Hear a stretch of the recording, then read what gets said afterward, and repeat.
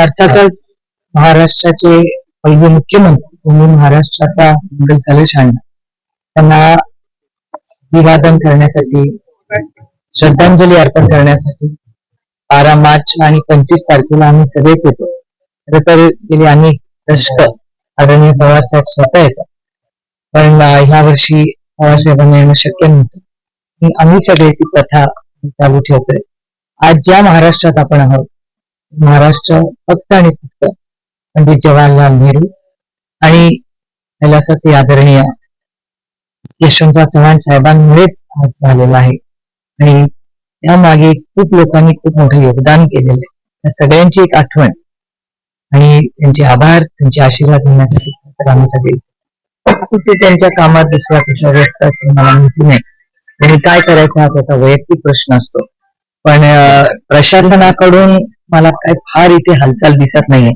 मी जरूर महाराष्ट्राच्या माननीय मुख्यमंत्र्यांना पत्र लिहिणार आहे की महाराष्ट्रातले पहिले मुख्यमंत्री म्हणून चव्हाण साहेब फक्त महाराष्ट्राचे नेते नाही, देशाचे नेते आहेत.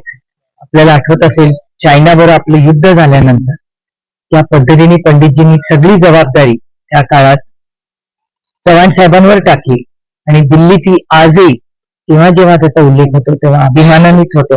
आणि नेहमी की जेव्हा हिमालय अडचणीत होता तेव्हा आपला हा सह्याद्री देशासाठी धावून गेला होता. हा इतिहास कधीच कोणी विसरू शकत नाही. आणि चव्हाण साहेबांचं योगदान फायनान्स मिनिस्टर म्हणून असेल, एक्सटर्नल अफेअर्स मिनिस्टर म्हणून असेल किंवा डिफेन्स मिनिस्टर, हे खूप मोठं राहिलेलं आहे. आणि आज खंत मनाला वाटते आणि हे खूप जड अंतःकरणाने म्हणते की आज प्रशासन मला इथे कुठेच दिसत नाही. तर दुर्दैव आहे की महाराष्ट्र सरकारने गोष्टीची फार गांभीर्याने नोंद घेतली पाहिजे. आणि मी स्वतः महाराष्ट्राच्या माननीय मुख्यमंत्र्यांना आजच पत्र लिहिणार आहे. ही गोष्ट हे म्हणजे सरकार कोणाचंही असू दे, इलेक्शन येतील जातील, सरकारही येतील जातील, काही प्रथा ह्या पाळल्याच गेल्या पाहिजेत आणि चव्हाण साहेबांचा मान सन्मान हा केलाच पाहिजे.